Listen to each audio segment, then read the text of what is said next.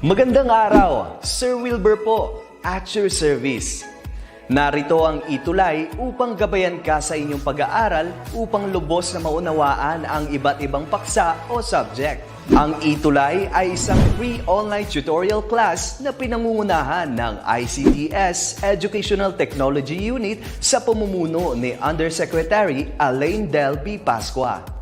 Ang programang ito ay hindi lamang para sa mga bata, kundi ito rin ay magsisilbing gabay sa mga magulang at mga guro kung paano nila ituturo o gagabayan sa bawat asignatura ang kanilang mga anak o mga estudyante.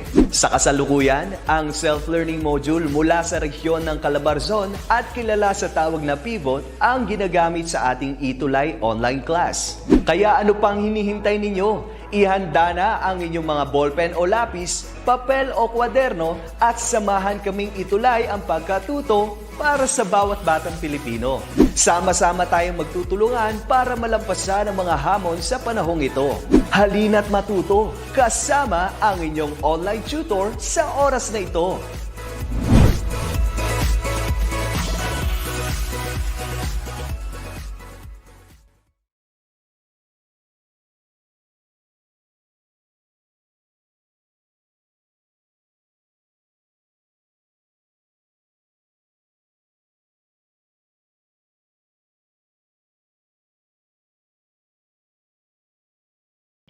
All right. So there you have it. Good afternoon, learners, parents, and teachers. Kumusta po kayo? Welcome to our ETUlay online tutorial for the subject English 9. Our topic for this week 1 of our fourth quarter. Ayan na, nasa fourth quarter na tayo. Konting hinga na lang, bakasyon na, di ba? It's relevance and worth of ideas specifically and particularly it's all about the panel discussion. Okay. So again, it's my name is Tutor Jester, your tutor for English 9. I'll be with you from 3 o'clock until 3:40, and we are live and loud from the different Facebook and YouTube account of the Department of Education. Kindly share this video naman para mas marami ang ma-reach ng ating learnings, ng ating lesson. All right. So thank you so much to SDO Negros Oriental for letting us use your module. Yan. Thank you po sa development team of this module. We have the writer, Giselle A. Baron, editor, Jessie Lou Ecleo, and other staff po. Marami pong salamat. Thank you so much. We really appreciate from the ETUlay family ang inyong kabaitan for letting us use this one para sa bata, para sa bayan, at para sa guro natin. Di ba? Okay. So, let's have a review of what we had in the previous quarter, so week 8 natin, which is all about the opinions, di ba? Let's have these one. If you say, I couldn't agree with you more, it means that you, is it A, do not agree, B, totally agree, or C, partially agree, or D, no longer agree. What do you think is the answer for that? Good afternoon to Tutor Jet. Good afternoon also to watching from Etchage National High School. It's Irna Lee Martin and Jet. Thank you po. So what do you think is the answer for that? It's B. Totally agree. Kasi nga, parang ganito yun. I couldn't agree with you more. Parang sumasang-ayon ka talaga fully and totally with what he or she have stated or said. Okay? All right. You're right, Ma'am Je. Correct. Tama. Number 2. Which one expresses the strongest disagreement? Is it A, I'm not sure about it, B, no way, or C, are you sure, or D, not necessarily? Which one expresses the strongest disagreement? Not sure about that. A, B, no way. No way. C, are you sure, or D, not necessarily? The answer for that is indeed letter B. No way. Talagang strongest na hindi ka nag-agree from what he or she have stated, di ba?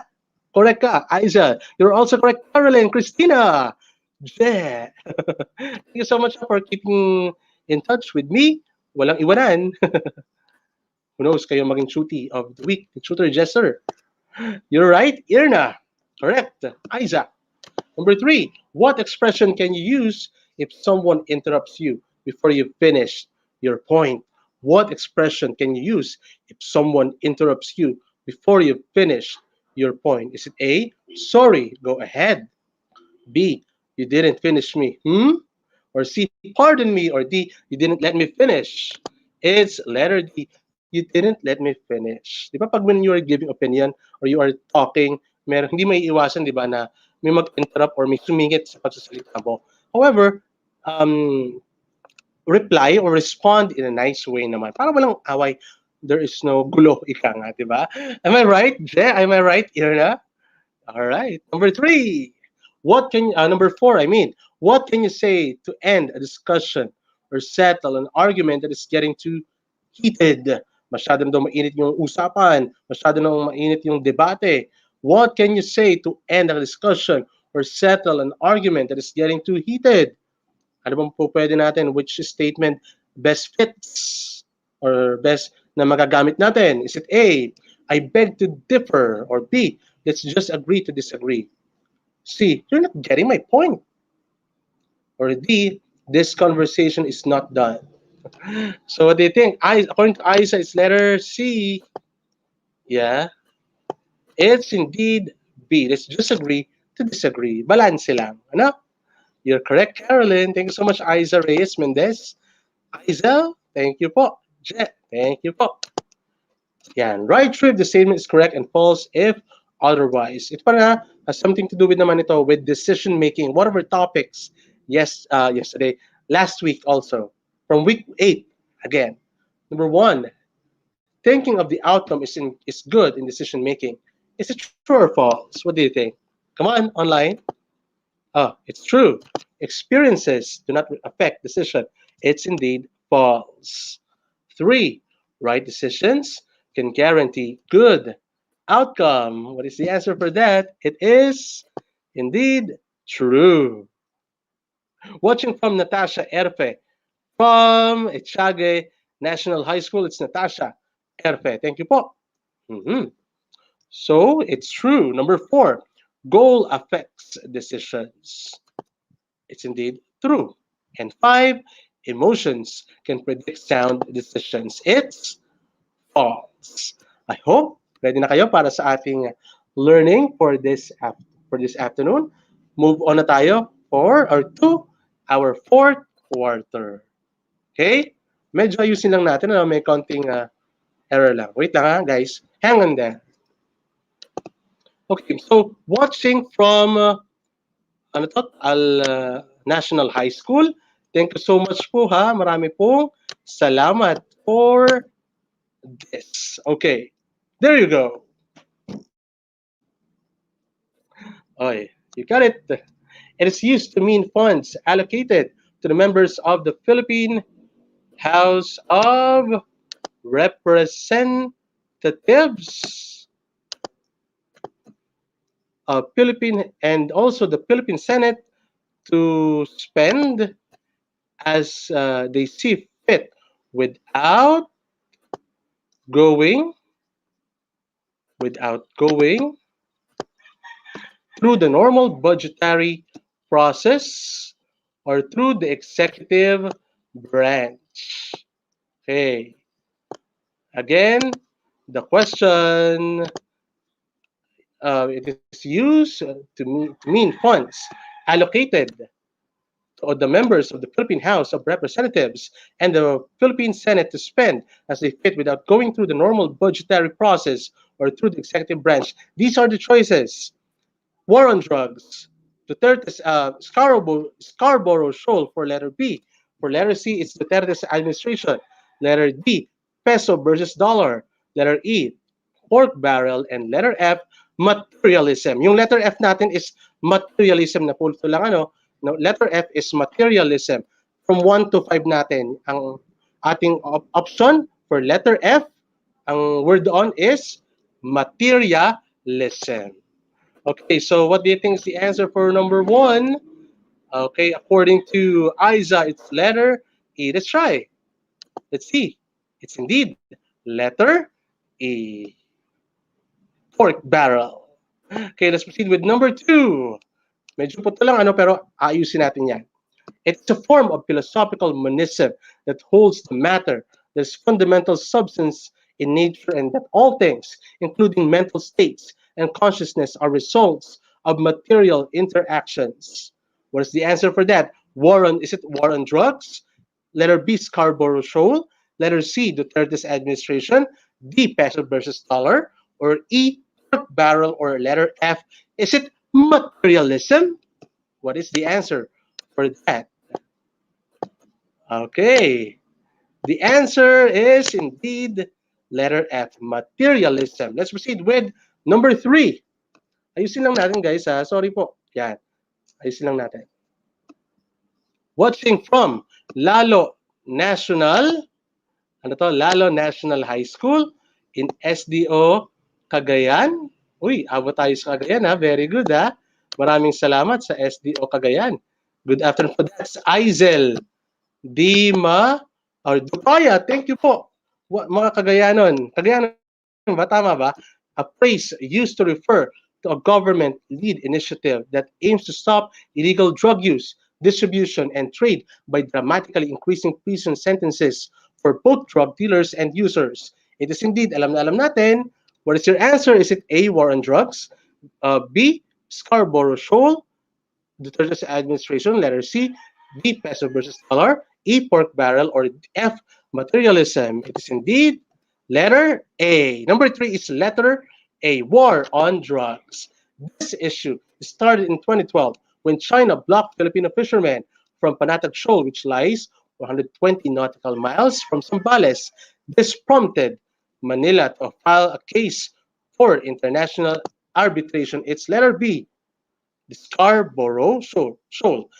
Um, Learners, familiarize yourselves naman with these topics kasi as a Filipino citizen, dapat alam natin yung mga bagay na katulad nito para sa ganon, meron tayong masasabi with a certain issue. Ano, kung meron tayong mga debate in school, if we have panel discussions, alam natin ang dapat nating gawin. For number 5, it is considered one of the most notable administrations in Philippine history.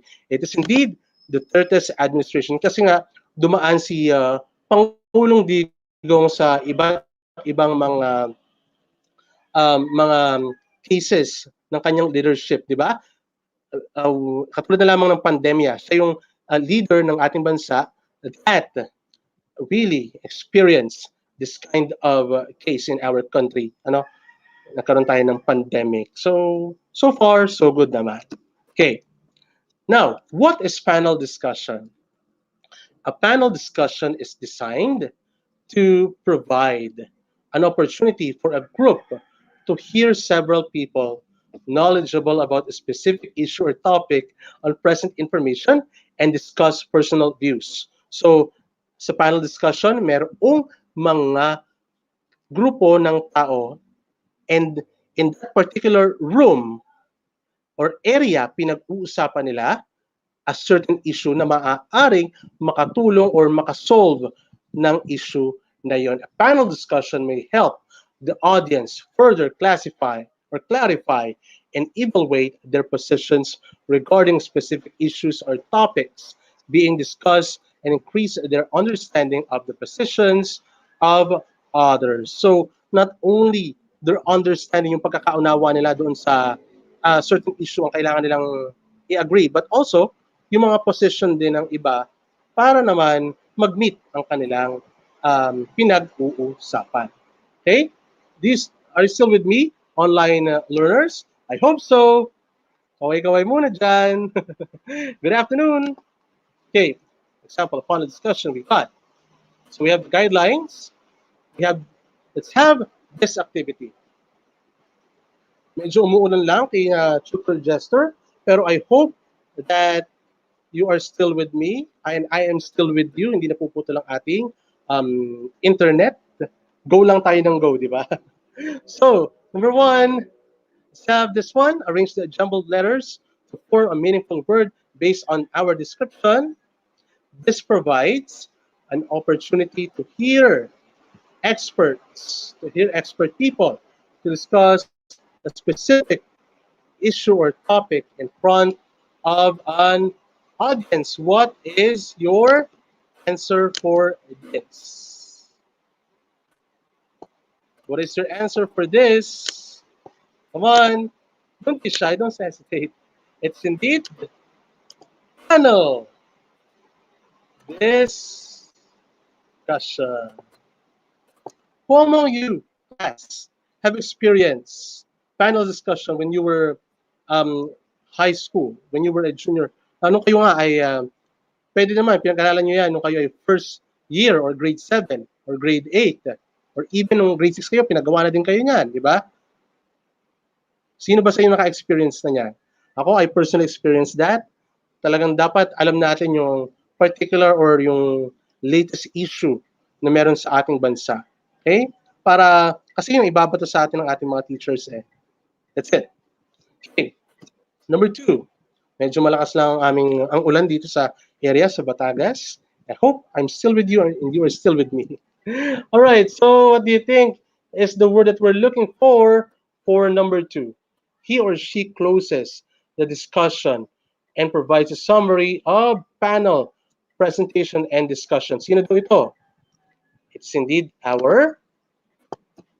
So sa panel discussion, meron tayong tinatawag na moderator. Kumbaga, pinaka-host siya. Ano? He or she closes the discussion. Nag-open, pwede mag-close, and nagbibigay din ng mga summary, ng mga sinasabi ng mga kasamahan ng kanyang miyembro o nung nandun sa loob ng panel. Okay? Alright. Thank you po. Okay, watching from Taal National High School, Santa Monica National High School in San Luis, Batangas. Maraming salamat. Okay, number 3. We are looking for what? So number 3. They are considered most important in panel discussion and also known as panel discussant. They are called what? Anong tawag sa kanila? You got it? Ay, tama ang sagot mo. Aiza, it's panelist. Mga panelista doon sa ating panel discussion. Kung sino yung mga nakaupo doon sa table na yon, sa upuan na yon. Yung mga mag-explain, magbibigay ng kanilang points or views regarding an issue. Okay? Alright. Thank you po. For number 4. Okay.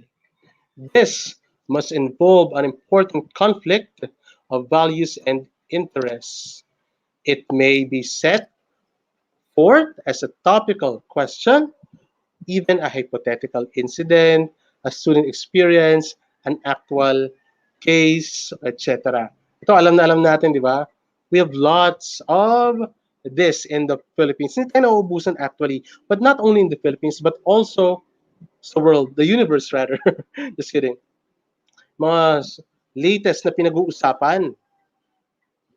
This is what we call as an issue. Correct. Thank you so much po, Sir Mark. Sir Mark Edward A. Lugtu. Thank you so much po, Sir Neil. God bless you. Okay. Thank you po. Number 5. Oh. The maximum workable number of panelists, hanggang ilan lang daw ang ating panelists in a panel discussion? It's 5. Now let's have the true or false. Okay. Yeah. Let's have it. What do you think?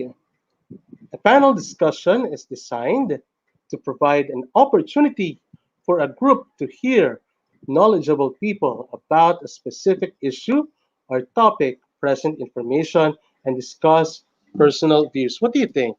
Is it true or false? Online, come on. Don't hesitate to answer. Watching from Etchage National High School, si Krisha May Castillo. Maraming salamat po.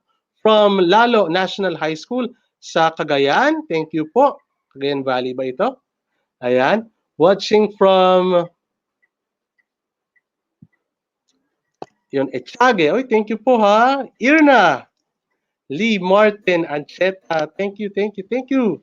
Not only the students, pati din rin yung ating mga teachers. So, kitang-kita ko, teachers natin, nanonood din, natututo din naman. Ano? Thank you po. Ayan. Thank you, Sir Mil, but para naka-sad face. Okay. Okay, all right. It's indeed true. Kulang ng spelling letter ng number natin. Ano? However, let's have it. Number 2. The main responsibility of the instructor is to identify or help participants identify issues or topics which base the panel discussion.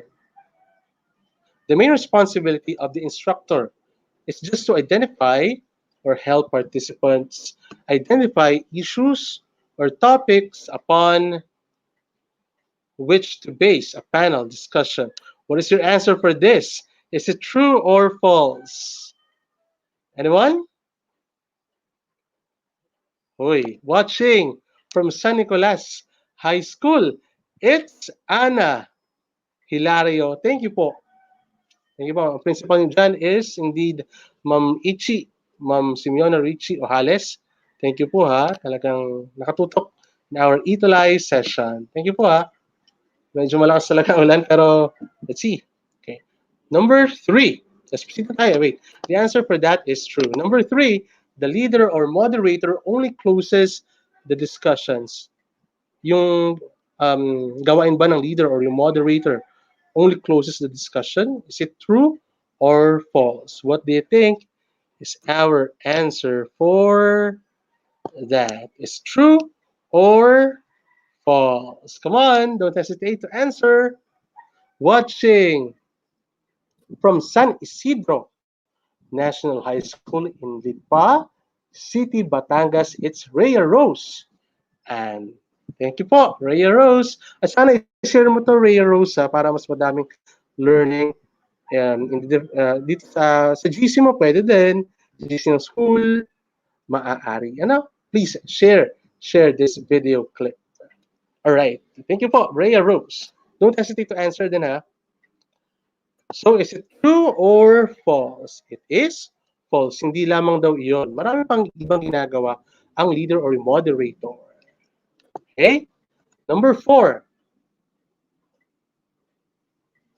The topic and panel discussion should involve important conflict in values and or interest. The topic in panel discussion should involve important conflict in values and or interests. Is it true or false? What do you think? Online, come on! Oh, very good, huh? Si Krisha May, si Aiza Reyes. Aizel, thank you. Sino pa? Si Caroline, thank you po. Natasha Sabalucha Erpe, thank you. From si Irna Lee Martin Ancheta. Si Caroline, wow, Caroline, hello. Si Aiza Mendez. Yan, si Ma'am Dupaya. Si Irna. Hey, very good. Shooter J, hello. All right, so it is indeed true. For number 5, a panel discussion includes 3 to 5 panelists. A panel discussion includes 3 to 5 panelists. What do you think? Ang panel discussion daw na ang panel discussion daw ay mayroon lamang na 3 hanggang 5 na mga panelista. Do you think? Is it true or false? What do you think is the answer for this? It's true. Okay. So, meron ako dito mga naisip or nakita from the internet na mga maaaring maging topic. Ano, kaya naman, let's have this. Mag-isip nga kayo ng mga words or mga, the topics na po pwede natin maging topic sa panel discussion. Come on. Don't hesitate. Come on. Meron ako dito. Yan. All right, we got global warming. Pwede din. Studies show that Earth's climate has been getting warmer. Its average temperature has risen a little more than 1 degree Fahrenheit during the past 100 years or so. This amount may not seem like much, but small temperature changes can lead to big effects. Will this affect your future? Yan, po pwede natin maging topic yan. Global warming sa ating um, panel discussion. Okay. Yan. By that, sa global warming, pwede natin i-open up yung mga knowledge natin, yung mga background knowledge or yung what we call background knowledge or the schema. Then we try to put up words and put up sentences so that we could be able to give um, our views or opinions regarding such topic na global warming. And for sure, nakaka-relate talaga mostly ang mga students kagaya nyo sa topic natin global warming. Kasi nga, lahat na nararanasan talaga natin yan sa panahon ngayon. Like katulad ngayon, 'di ba? Summer. Ito dito sa atin sa amin, sa sa Taal Batangas. Currently we are experiencing rain. Ano, napakalakas na ulan. At sana nasa inyo pa ako ngayon. Na sana kasama niyo pa ako, hindi na puputol ang internet ko sa inyo. Okay? All right. Next. Social networking sites. Yeah, pwede din, 'di ba? More and more people, again, more and more people are using social networking sites such as Facebook. Number one, di ba? Kung doon kakamali, talagang number one ang Facebook na social media natin na ginagamit natin. Next, we got Instagram, Twitter, LinkedIn, Pinterest. Tama ba? Ang TikTok is social media. Pero social media na kasi we share our videos, our contents. Kaya masasabi din natin na talagang example ng social networking site ang TikTok. Pwede din tayo mag-comment, di ba? So, that's one. That's another. TikTok. Parang, for me, correct me if I'm wrong, para lang naman talaga to sa akin. Ang number one na social media, SOCMED natin is Facebook, followed by yung TikTok. Di ba? Correct me if I'm wrong. Wala man perfecto. Okay. Meron din tayong Laika na ginagamit din, di ba? Pag naka-earn tayo ng mga gems, nakakaroon tayo ng mga freebies online. Okay? Alright. So, on social media, people can communicate with friends and strangers, do research, and share thoughts, photos, links, music, and information about themselves. Is this good or bad for society? Doon nasisimula yung inyong pag-uusapan. Is this good or bad for society? For Sir Jester, siguro masasabi ko na pwedeng good and the other way around can be bad. We should know our limitations then in using social media. Kasi minsan, we used to minsan kasi di ba tayo nakakasakit na ng damdamin. So we should know our limitations as a user of our social media accounts. Okay? Sa mga influencers natin, if you're an influencer, if you're watching right now, if you're an influencer, kindly, yes. Oh, yes, thank you so much. Tutor Jane, thank you po. mga influencers natin, di ba? Not all influencers naman ay nagbibigay ng mga good content. So we need to choose those influencers na talagang educational at maganda yung kanilang mga content. Okay? Thank you so much. Watching from San Isidro National High School in Lipa City, Batangas. Next, pwede din to. COVID-19 vaccines. Di ba? Sino bang naturo ka na sa atin? Mostly mga senior citizens are being vaccinated or have been vaccinated already, di ba? So isang taon na din na nakalilipas when we had pumutok ang COVID-19 in our country. Not only in our country, but the whole world, di ba? So COVID-19 vaccines, they are safe, and getting vaccinated will help people protect you against developing severe COVID-19 diseases and dying from COVID-19 disease. You may experience some mild side effects after getting vaccinated. Yes, indeed, which are signs that your body is building protection. So, The question, hindi ko lang naisulat yung question for that. Ano? Watching from Etchage National High School. Hindi ko lang nalagay yung question for that. Do you want to get vaccinated? Yan. Pag-uusapan ninyo. Yan. Okay? Alright. So thank you so much, our dear learners. I hope that you have learned something from Sir Jester. Balikan lang natin yung meaning ng panel discussion, ha? When we say panel discussion, it is designed to provide an opportunity for a grupo ng tao to hear several people knowledgeable about a specific issue or topic on present information or present information and discuss personal views. Remember that a panel discussion may help the audience further clarify and evaluate their positions regarding specific issues or topics being discussed and increase their understanding of the position of others. So siguro naman sa inyo, to those who are watching right now, siguro ang iba sa inyo gustong ma-experience also having a panel discussion for you to share your thoughts, your views, not only sa mga kasama sa bahay, di ba?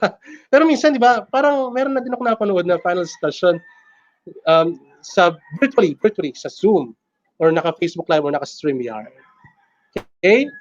So, thank you po to those students, teachers, and parents that was able to join Tutor Jester in our topic, panel discussion. Ayan.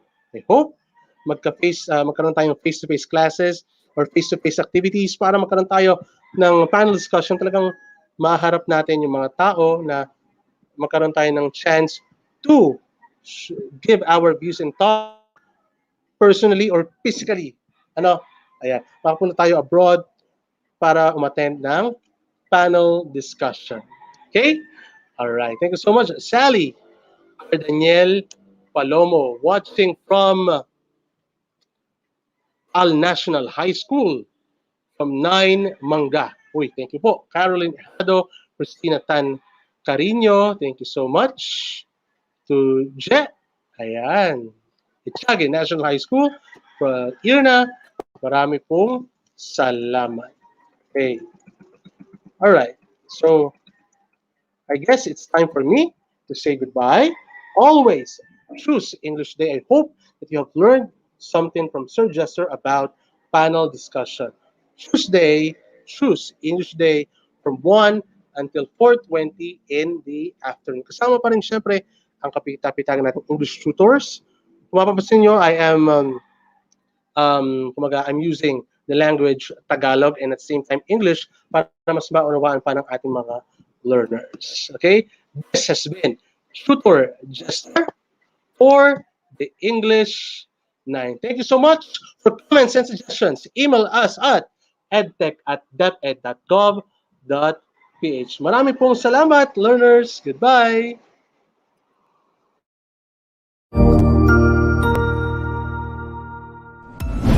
Sigurado ako na marami ka na namang natutuhan sa ating ETUlay tutorial session ngayong araw.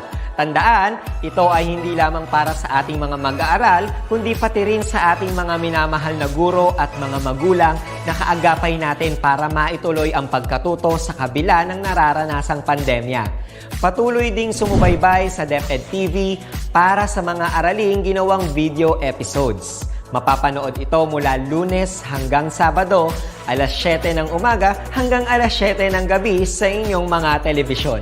Abangan bukas mula 1:00 ng tanghali ang iba pang aralin sa ating ETUlay free online tutorial session sa Filipino.